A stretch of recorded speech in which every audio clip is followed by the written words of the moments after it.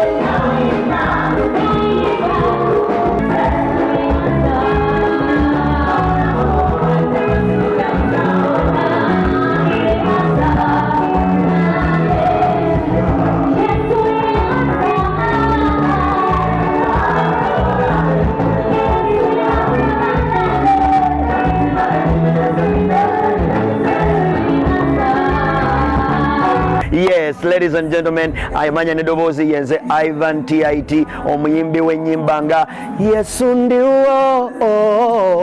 Yesu ndiwo nzenna nze kiba it is a responsibility buvunaanyizibwa bwe ndaba omuntu ayimusiza emikono bwe ndaba omuntu awoganira waggulu nga tutendereza si kitwalanga yes nze abamekinzi okubanga bakikola tewali kwerabira kwonna Kristo ali muffe yayimusa abantu abo gwe bayimusiza emikono naye nga G256 mwebale kubeerawo mwebale ne management ya Salt mwebale kulumba bintu bino ne mubiraga ensi nti waliwo ekigenda mu maaso n'ekirala njagala okwebaza bafani bonna abatuwagidde twagala okwebaza abantu abatuwagidde abaguze tiketi nze ntunuulidde abantu nga bayingira wali ne ŋŋamba Mukama taata nzaani